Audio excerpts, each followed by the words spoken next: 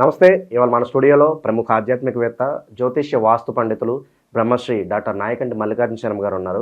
మార్చి నెలలో మేషరాశి వారికి ఎలాంటి ఫలితాలు ఉంటాయి, గ్రహస్థితి ఎలా ఉంది, గురుగారిని అడిగి తెలుసుకుందాం. గురుగారు నమస్కారం. నమస్కారం అండి. గురుగారు, మార్చి నెలలో ముందుగా మేషరాశి వారి పరిస్థితి ఎలా ఉండబోతుంది, ఎలాంటి రెమెడీస్ చేసుకుంటే బాగుంటుందంటారు? తప్పకుండా. ఓం శ్రీ గురుభ్యో నమః.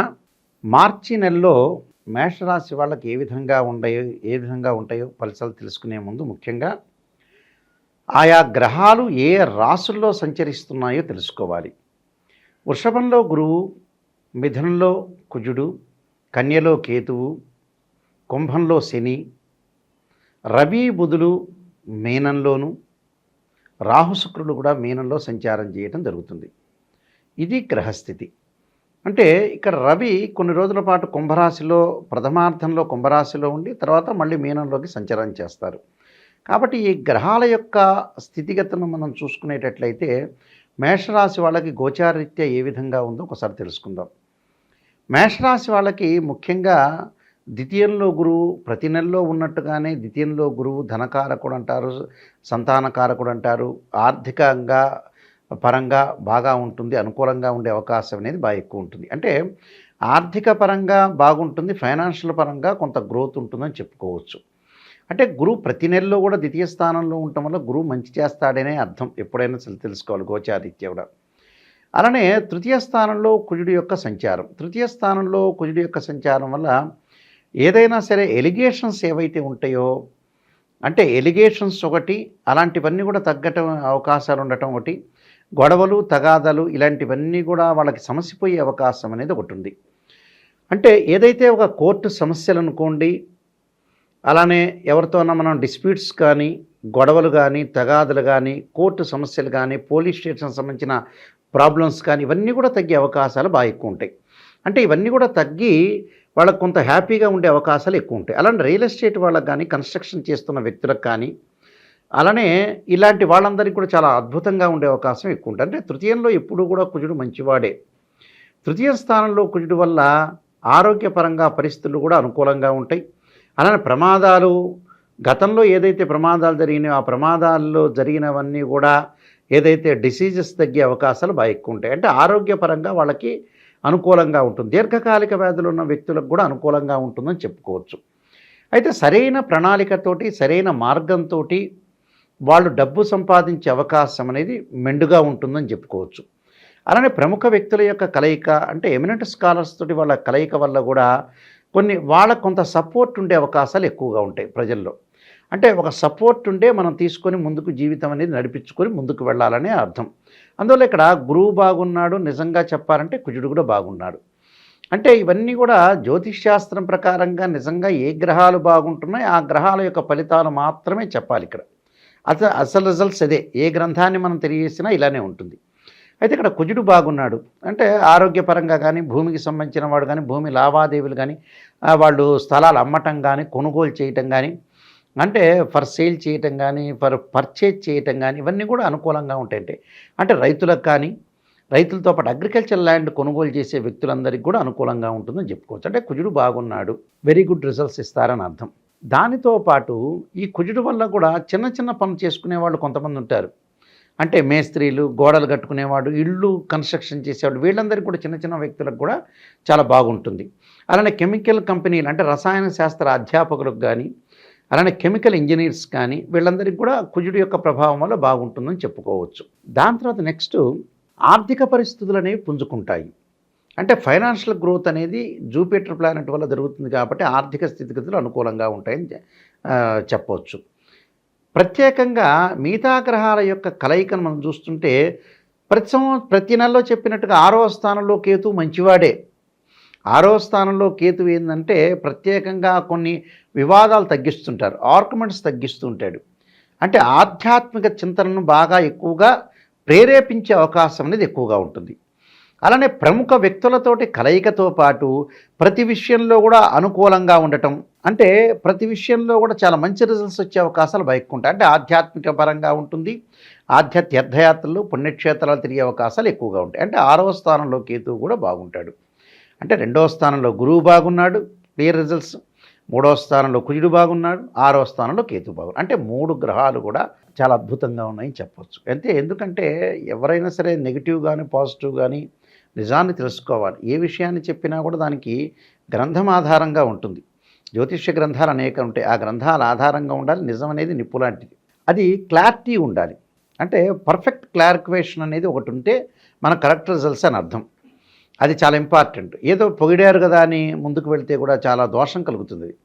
నెగిటివ్ని పాజిటివ్ చేసుకోవటం ఎలా అనేదే, దాన్ని బట్టే జీవితం లైఫ్ అనేది ఉంటుంది.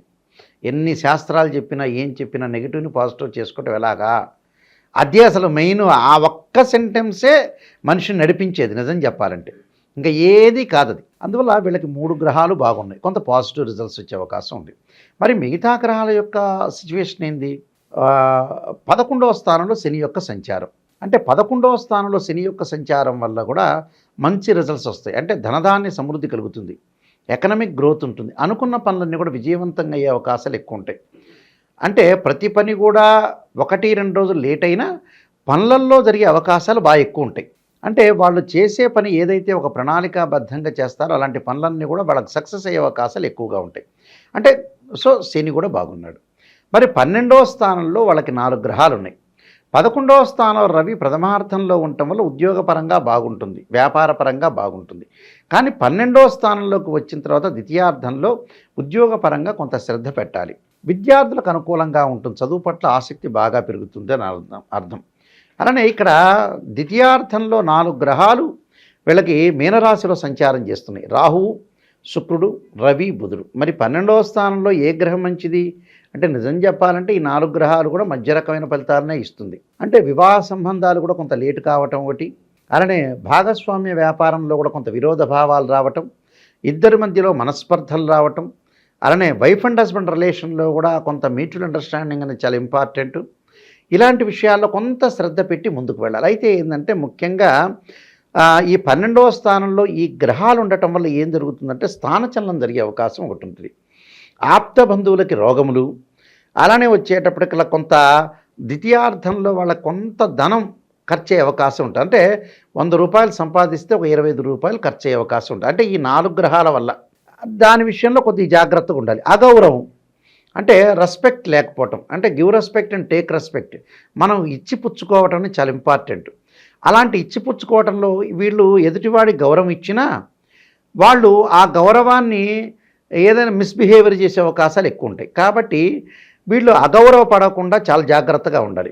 అయితే వీళ్ళకి ప్రత్యేకంగా ఏంటంటే 1వ వారంలో మంచి జరుగుతుంది. అంటే మనకి ఏదైతే 1వ తారీఖు నుంచి 7వ తారీఖు వరకు కూడా కొంత ఇష్టకార్య సిద్ధి జరిగే అవకాశాలు ఎక్కువ ఉంటాయి. ఇష్టకార్య సిద్ధి ఒకటి, నూతన వస్త్ర ప్రాప్తి జరిగే అవకాశాలు ఎక్కువ ఉంటాయి, ధనలాభం, ఆరోగ్యం బాగా కలిగే అవకాశాలు ఎక్కువ ఉంటాయి. అలానే 2వ వారంలో కూడా సంతోషము, కొంత అన్నింటా శుభాలు జరిగే అవకాశాలు ఉంటాయి, కీర్తి ప్రతిష్టలు బాగా పెరుగుతుంది, ధనలాభం, ధర్మకార్యాచరణం కూడా కలిగే అవకాశాలు ఎక్కువ ఉంటాయి. అలానే 3వ వారంలో వచ్చేటప్పటికల్లా వీళ్ళకి సంతాన ప్రాప్తి కలిగే అవకాశాలు ఎక్కువ ఉంటాయి. సంతాన ప్రాప్తి కలగటం ఒకటి, ధనలాభం ఒకటి, కార్యక్రమాల్లో జయం కలిగే అవకాశం ఎక్కువగా ఉంటుంది. అలానే 4వ వారం కొంత జాగ్రత్తగా ఉండాలి. అంటే ఆపదలు, కొంత కార్యక్రమాల్లో కొంత లేటు జరిగే అవకాశాలు ఎక్కువ ఉంటాయి. కంటి సంబంధించిన వ్యాధుల విషయంలో కొంత జాగ్రత్తగా ఉండాలి. అలానే శత్రు భయము, స్థానచలనం జరిగే అవకాశాలు ఒకటి ఉంటాయి. కాబట్టి టోటల్గా వీళ్ళకి ఎక్కువ % బాగుంటుందని చెప్పుకోవచ్చు. దాదాపు 80% వాళ్ళకు అనుకూలంగా ఉంటుంది. అంటే చివరి వారంలో మాత్రమే కొంత కంటికి సంబంధించిన భయము, ఇలాంటి ఆందోళన లేకుండా ఉండటం అనేది చాలా మంచిది. ఏదైనా వీళ్ళకి క్లారిటీగా గోచారరీత్యా మటుకు గురువు బాగున్నాడు, కుజుడు బాగున్నాడు, కేతువు బాగున్నాడు, శని బాగున్నాడు. రవి బుధ అంటే రవి ప్రథమార్థంలో బాగుంటాడు, తర్వాత ద్వితీయార్థంలో బాగుంటాడు. రవి బుధ రాహు శుక్రులు అనేవాళ్ళు విదేశాలకు కూడా కొంత అడ్డంకి జరిగే అవకాశాలు అంటే విదేశాలకు వెళ్ళలేకపోతారు. స్త్రీలకు కూడా ఆలోచన సరళి అనేది బాగా పెరగకుండా ఉంటుంది, కొంత మానసికంగా ఒత్తిడి లేకుండా ఉండటం అనేది చాలా ముఖ్యమైన విషయం. అందువల్ల దీనికి కొన్ని పరిహారాలు చేసుకొని ముందుకెళ్ళటం అనేది చాలా మంచిది. గురుగారు, ఈ రాశి వారు ఎలాంటి పరిహారాలు చేసుకోవడం ద్వారా మంచి ఫలితాలు పొందడానికి ఆస్కారం ఉంటుందంటారు? ఆదిత్య హృదయాన్ని పారాయణం చేయాలి.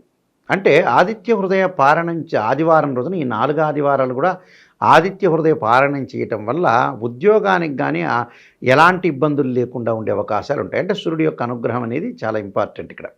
అలానే ఏదైనా సరే దేవాలయాల్లో ఆదివారం పూట నవగ్రహాలకి ప్రదర్శన చేయాలి.